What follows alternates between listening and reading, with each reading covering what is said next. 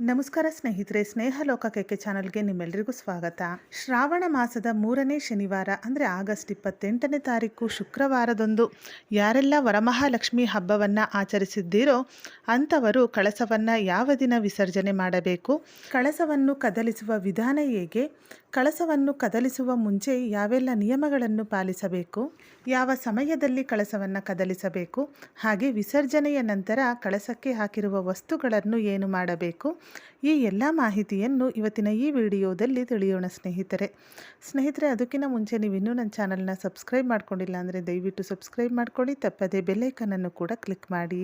ಯಾರೆಲ್ಲ ಆಗಸ್ಟ್ 21ನೇ ತಾರೀಕು ಶ್ರಾವಣದ 2ನೇ ಶುಕ್ರವಾರದಂದು ವರಮಹಾಲಕ್ಷ್ಮಿ ಹಬ್ಬವನ್ನು ಆಚರಿಸಿಲ್ಲವೋ ಅಂಥವರು ಆಗಸ್ಟ್ 28ನೇ ತಾರೀಕು ವರಮಹಾಲಕ್ಷ್ಮಿ ವ್ರತವನ್ನು ಆಚರಿಸುತ್ತಾರೆ. ಕಳಸವನ್ನು ಸ್ಥಾಪನೆ ಮಾಡಿ ಕಳಸದಲ್ಲಿ ಲಕ್ಷ್ಮಿಯನ್ನು ಆವಾಹನೆ ಮಾಡಿ ಭಕ್ತಿಯಿಂದ ಪೂಜೆ ಮಾಡುತ್ತಾರೆ. ಕೆಲವರು ಯಾವ ದಿನ ಪೂಜೆ ಮಾಡಿರ್ತಾರೋ ಅದೇ ದಿನ ರಾತ್ರಿಯ ಸಮಯದಲ್ಲಿ ಕಳಸವನ್ನು ಕದಲಿಸಿದರೆ, ಇನ್ನೂ ಕೆಲವರು 3 ಪೂಜೆಗಳ ನಂತರ ಕಳಸವನ್ನು ಕದಲಿಸುತ್ತಾರೆ. ಇನ್ನೂ ಕೆಲವರು 3 ದಿನ 5 ದಿನ ಈ ರೀತಿಯಾಗೂ ಕೂಡ ಕಳಸವನ್ನು ಕದಲಿಸುತ್ತಾರೆ. ಕಳಸವನ್ನು ಕದಲಿಸುವ ಮುನ್ನ ಒಂದಷ್ಟು ನಿಯಮಗಳನ್ನು ನಾವು ಅನುಸರಿಸಲೇಬೇಕು. ಜೊತೆಗೆ ನೀವು ಎಷ್ಟು ದಿನ ನೀವು ಲಕ್ಷ್ಮಿಯ ಪೂಜೆಯನ್ನು ಮಾಡುತ್ತೀರೋ ಅಷ್ಟು ದಿನವೂ ಕೂಡ ಪ್ರತಿದಿನವೂ ಒಂದೊಂದು ನೈವೇದ್ಯವನ್ನು ಅರ್ಪಿಸಿ ಭಕ್ತಿಯಿಂದ ಮಡಿಯಿಂದ ಪೂಜೆ ಮಾಡಬೇಕು. ಇನ್ನು ಶುಕ್ರವಾರದಂದು ಕಳಸವನ್ನು ಕದಲಿಸಿದರೆ ಅಂದರೆ ಹಬ್ಬದ ದಿನವೇ, ವರಮಹಾಲಕ್ಷ್ಮಿ ಹಬ್ಬ ಯಾವ ದಿನ ಮಾಡಿರ್ತೀರೋ ಅದೇ ದಿನ ನೀವು ಕಳಸವನ್ನು ಕದಲಿಸುತ್ತೀರ ಎಂದರೆ ಮುತ್ತೈದೆಯರೆಲ್ಲ ಬಂದು ಹೋದ ನಂತರ ಕಳಸವನ್ನು ಕದಲಿಸಬೇಕು. ಕಳಸವನ್ನು ಕದಲಿಸುವ ಮುನ್ನ ಕೆಂಪಾರತಿ ಮಾಡಿ ಲಕ್ಷ್ಮೀ ದೇವಿಗೆ ದೃಷ್ಟಿಯನ್ನು ತೆಗೆದು ನಂತರವೇ ಕಳಸವನ್ನು ಕದಲಿಸಬೇಕು. ಒಂದು ತಟ್ಟೆಯನ್ನು ತೆಗೆದುಕೊಂಡು ತಟ್ಟೆಗೆ ಸ್ವಲ್ಪ ನೀರು ಹಾಗೆ ಅರಿಶಿನ ಕುಂಕುಮವನ್ನು ಹಾಕಿ ಕದರಿ ಅದರ ಮೇಲೆ ನೀರಿನ ಮೇಲೆ ಒಂದು ವಿಳೆದೆಲೆಯನ್ನು ಇಟ್ಟು ಅದರ ಮೇಲೆ ಪುಟ್ಟ 2 ದೀಪವನ್ನು ಇಟ್ಟು ಆ ದೀಪಕ್ಕೆ ಎಣ್ಣೆ ಬತ್ತಿಯನ್ನು ಹಾಕಿ ಆ ದೀಪಗಳನ್ನು ಹಚ್ಚಿ ಆ ಒಂದು ಕೆಂಪು ಆರತಿಯಿಂದ ಲಕ್ಷ್ಮೀ ದೇವಿಗೆ ದೃಷ್ಟಿಯನ್ನು ತೆಗೆದು ಆರತಿ ಮಾಡಿ ನಂತರ ಆ ಒಂದು ಕೆಂಪು ನೀರನ್ನು ಎಲ್ಲಿ ಹಾಕಬೇಕು ಎಂದರೆ ರಸ್ತೆಯಲ್ಲಿ ಹಾಕಬಾರದು. ಯಾವುದೇ ಕಾರಣಕ್ಕೂ ಈ ದೇವರಿಗೆ ನಾವು ಕೆಂಪಾರತಿ ಮಾಡಿದ್ರೆ ಆ ಕೆಂಪು ನೀರನ್ನು ರಸ್ತೆಯಲ್ಲಿ ಹಾಕಬಾರದು. ಯಾವುದಾದರೂ ಒಂದು ಗಿಡದ ಬುಡಕ್ಕೆ ಆ ನೀರನ್ನು ಹಾಕಿ ನಂತರ ಕಳಸವನ್ನು ಕದಲಿಸಿ ಮರುದಿನ ಅಂದರೆ ಆ ದಿನವೇ ವಿಸರ್ಜನೆ ಮಾಡೋದಕ್ಕಾಗಲ್ಲ. ಆವಾಗಿನ ದೀಪವನ್ನು ಹಚ್ಚಿ ಪೂಜೆಯನ್ನು ಮಾಡಿರ್ತೀರ. ದೀಪ ಎಲ್ಲ ತಣ್ಣಗಾದ ನಂತರವೇ ವಿಸರ್ಜನೆ ಮಾಡಬೇಕು. ಅದರಿಂದ ಕಳಸವನ್ನು ರಾತ್ರಿಯೇ ಕದಲಿಸಿ ಮರುದಿನ ಅಂದರೆ ಶನಿವಾರ ಬೆಳಿಗ್ಗೆ ನೀವು ಕಳಸವನ್ನು ವಿಸರ್ಜನೆ ಮಾಡಬಹುದು.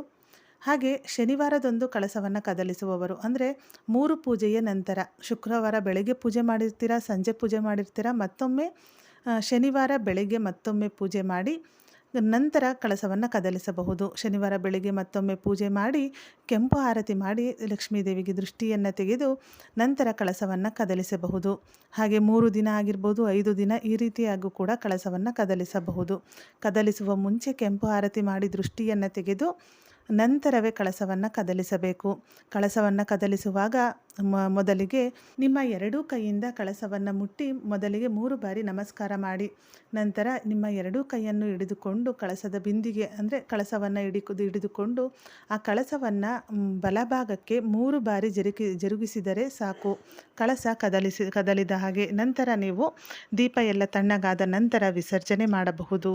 ಇನ್ನು ಶನಿವಾರ ಬೆಳಗ್ಗೆ ವಿಸರ್ಜನೆ ಮಾಡ್ತೀವಿ ಅನ್ನೋದಾದರೆ, ಶನಿವಾರ ಈ ಬಾರಿ ಅಂದರೆ ಆಗಸ್ಟ್ 28ನೇ ತಾರೀಕು ಪೂಜೆ ಮಾಡೋರು ಆಗಸ್ಟ್ 29ನೇ ತಾರೀಕು ನೀವು ವಿಸರ್ಜನೆ ಮಾಡ್ತೀವಿ ಅಂದರೆ ಶನಿವಾರದಂದು ಕಳಸವನ್ನು ಕದಲಿಸುವವರು ಶನಿವಾರ ಬೆಳಗ್ಗೆ ಪೂಜೆ ಮಾಡಿ ಬೆಳಗ್ಗೆ 9 ಗಂಟೆಯ ಒಳಗೆ ಕಳಸವನ್ನು ಕದಲಿಸಬೇಕು. ಏಕೆಂದರೆ ಶನಿವಾರ ರಾಹುಕಾಲವು 9 ಗಂಟೆಯಿಂದ 10 ಗಂಟೆ 30 ನಿಮಿಷದವರೆಗೂ ಇರುತ್ತದೆ. ಈ ಸಮಯದಲ್ಲಿ ಕಳಸವನ್ನು ಕದಲಿಸಬಾರದು. ಆದ್ದರಿಂದ ಬೆಳಿಗ್ಗೆ 9 ಗಂಟೆಯ ಒಳಗೆ ನೀವು ಕಳಸವನ್ನು ಕದಲಿಸಿ ನಂತರ ದೀಪ ಎಲ್ಲ ತಣ್ಣಗಾದ ನಂತರ ವಿಸರ್ಜನೆ ಮಾಡಬಹುದು.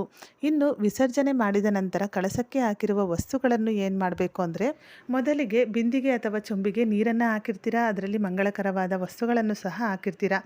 ಮೊದಲಿಗೆ ಆ ನೀರನ್ನು ನಿಮ್ಮ ಮನೆಗೆಲ್ಲ ಒಂದು ಹೂವಿನ ಸಹಾಯದಿಂದ ನಿಮ್ಮ ಮನೆಗೆಲ್ಲ ಪ್ರೋಕ್ಷಣೆ ಮಾಡಿ, ಹಾಗೆ ನಿಮ್ಮ ಮನೆ ಮಂದಿಗೆಲ್ಲ ತಲೆಯ ಮೇಲೆ ಆ ನೀರನ್ನು ಪ್ರೋಕ್ಷಣೆ ಮಾಡಿ. ಇದರಿಂದ ನಿಮ್ಮ ಮನೆಯಲ್ಲಿ ಪಾಸಿಟಿವ್ ಎನರ್ಜಿ ಹೆಚ್ಚಾಗುತ್ತದೆ ಎಂಬ ನಂಬಿಕೆ ಇದೆ.